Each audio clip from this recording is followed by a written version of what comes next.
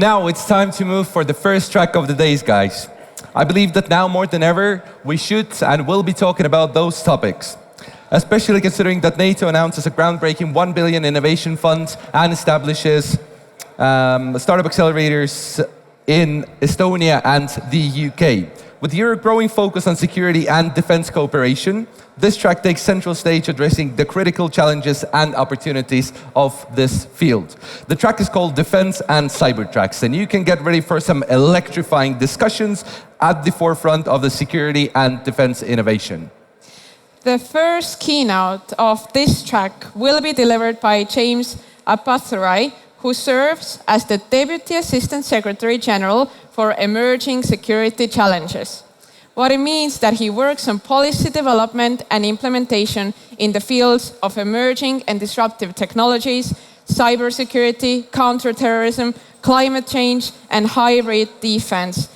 Whoa, let's welcome James on the stage. Round of applause.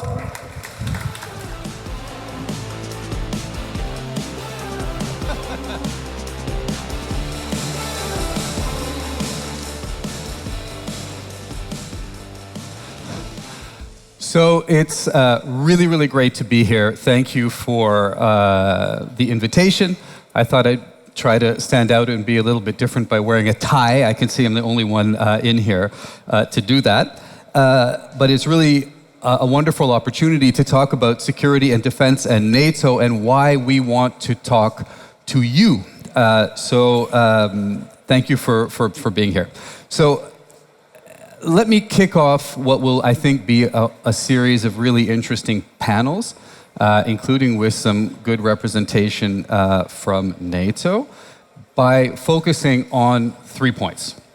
So first, why is NATO here? Why is NATO leaning in to innovation, and in particular to innovators like you? So why?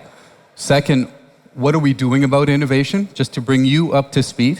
And then third, what do we want from you? And what do we want to do with you? And then hopefully that will really set the stage for a good discussion for the rest of the panel on security and defense. So first question, why is NATO now getting much more involved in innovation and with innovators? 3 reasons. First reason is because innovation, and in particular innovation coming from startups, is becoming more important to defense than any time before. So the former president talked a little bit about Ukraine, and I want to talk a little bit about Ukraine. Because what we can see in Ukraine is the epicenter of what I'm talking about. So Ukraine is numerically outmatched in every possible category against Russia as Russia has invaded them. But they're holding their own. And part of the reason they're holding their own is because of the creative development and integration at the speed of relevance of emerging and disruptive technologies. But actually what I say to my colleagues in NATO is actually they're not emerging anymore. They have emerged and they are disrupting. So I'll give you a few examples of the way in which the Ukrainians are innovating and what a difference it's making. I have a list, as we say in Canada, as long as my arm, but these are a few examples. They are using AI, large language models, translation software, to sift through huge amounts of unencrypted Russian communications, to filter out what isn't important, but to translate and then identify where they are and where they're going to go, to help them orient their operations. They are crowdsourcing drone and missile defense. They've sent an app out to everyone, and when a drone comes through their neighborhood, they can hold up their phone and click. Using AI, they can then orient their missile defense to take it down. And that's not abstract. These things are headed for apartment blocks and energy grids. They are saving lives using an app. Makes it highly effective. They are using social media and crypto to fund their defense and getting large amounts of money that way. Everybody is making a drone in their basement, and they're really, really effective. And they have something I kind of picture as artillery Tinder. So they've given out an app to all their units that are deployed forward, and The traditional way you would do an artillery strike is you would say, as the forward deployed unit, I need a strike at that location. It would go all the way up the chain. Some generals or a colonel somewhere would say yes, then it would go back down the chain somewhere else, then the strike would come. 30 minutes or so it takes. But what the Ukrainians have done is basically give everyone this app, and the person at the front says, I need a strike there, I swipe right. And whoever's nearby can say, I agree, I swipe right, I got it. Down from 30 minutes to 4 minutes. And there are dozens and dozens of examples like that. Innovation is saving a huge amount of lives in Ukraine right now, and they are fostering that even as we speak, and we're trying to help them to do that.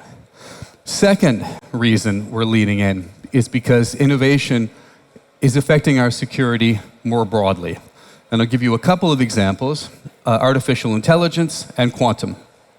So AI, I think you all know, and I know they had the fun of talking about ChatGPT, and actually I was just playing with ChatGPT back there.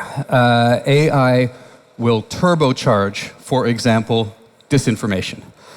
It will undermine all of our encryption. So if your encryption is based on your face or your voice, that's finished. It will turbocharge political interference in our democratic systems. So it matters how good we are at developing it and how good we are at defending it against it in a very, very fundamental way. Then quantum. So quantum cryptography and cracking cryptography using quantum will have decisive effects for our security. So if you get to quantum computing first, and you can use quantum computing to crack our encrypted communication, so it's one thing, you all know that your WhatsApps are being hoovered up by China, and even if they can't crack them now, they will.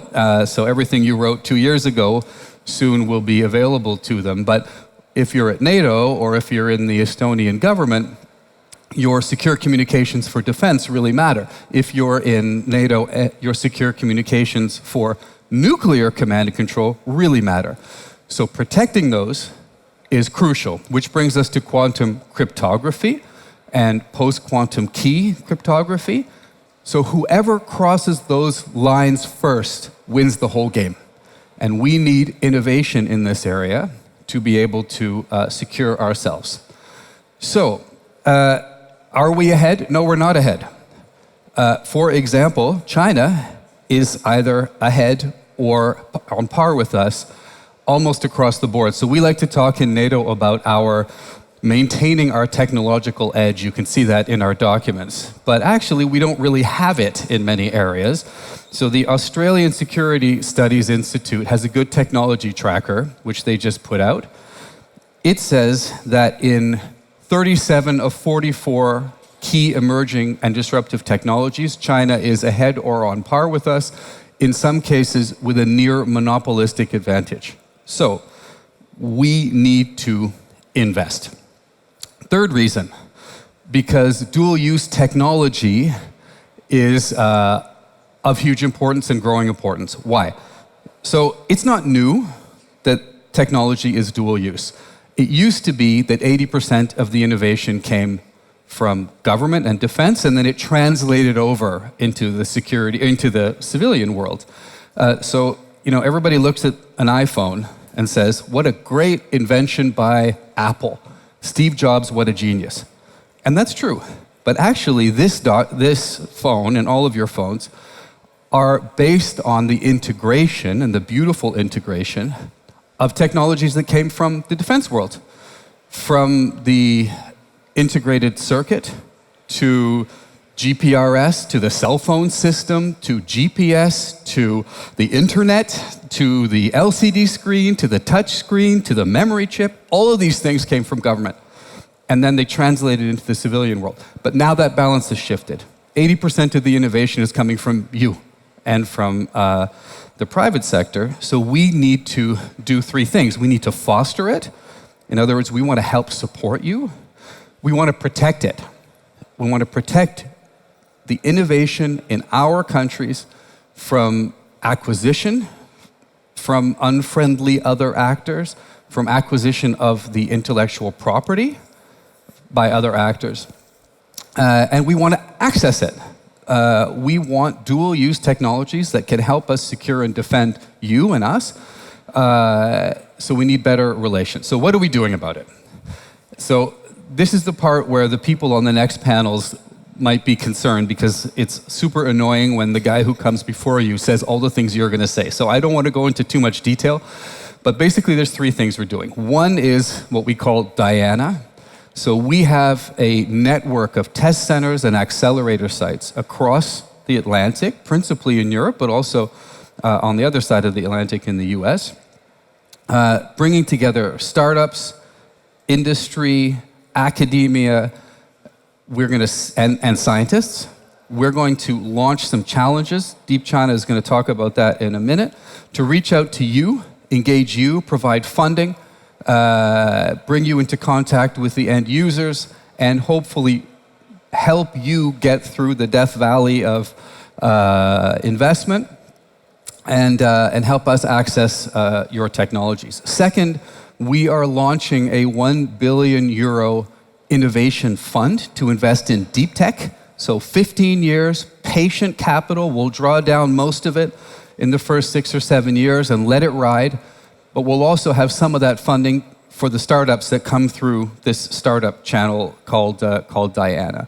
So we want to offer market opportunities. We want to offer you trusted capital, patient capital, and build this relationship. And third, we have strategies in place. We are launching one after the other. First on AI, we've already done that, and autonomy, we've done that. Next will be quantum, to help us, NATO, acquire those technologies, but help you and to provide support to you. But the third thing we're doing in that area is agreeing principles of responsible use. And we do that, again, for three reasons. I got to stop saying three. One is because we're democracies and we should. Second is because we want you and the companies who develop these technologies to be comfortable with how we'll use them, so that you'll give them to us. So it's very pragmatic, but we know that sometimes companies have concerns when working with defense organizations. But the third reason is also because the people in our armed forces want to know that when they launch something, it's going to do what they think it's going to do in a responsible way. So to get it and to use it, we have these principles. They're on our website, so I'm not just saying that. You can go and look at them and be comfortable with the way in which we're doing that. And we're going to have strategies to come on biotech, on energy, on novel materials, on propulsion. So step by step, we're trying to up our game when it comes to innovation. So what do we want from you? And I'm actually going to finish on time, so you can be happy. First, to check us out. The Diana website is up and running. The fund will soon be active. Diana will launch its first challenges. The fund is going to make its first investments in the coming months. So check us out. Come to work with us, and we'll have challenge managers in place who will come to check you out and hopefully bring you in to contact with us. We think there are real opportunities, including because we'd like you to feel and join us in this sense of purpose, to secure our societies, to secure our democracies, to secure our information spaces. We need the innovations that you are creating, and we want to help you protect yourselves and provide the funding to help you get to a new stage. But I think it's really important that we do this together. It is not a given anymore that our security or that our democracies or that our information spaces are secure. They are not, and they are under pressure and attack. And we need to have a much stronger public-private partnership to help us secure the societies we all live in. And that's the fundamental purpose behind all of this. But we also want your ideas and your ambition and your energy. I have been a bureaucrat my whole career, but only in the last couple of years have I now moved into this portfolio where I engage with the startup community. And I am super impressed with the energy, ambition, optimism that you bring, and the creativity and speed. So we can use a little bit of that, and we have something to offer to you as well. So we really look forward to working with you. The panels that follow will provide all the details and opportunities for you to ask questions. So once again, thank you very much for the opportunity to be here, and have a good rest of the day. Thank you so much, James. What an amazing start we've had to this first day.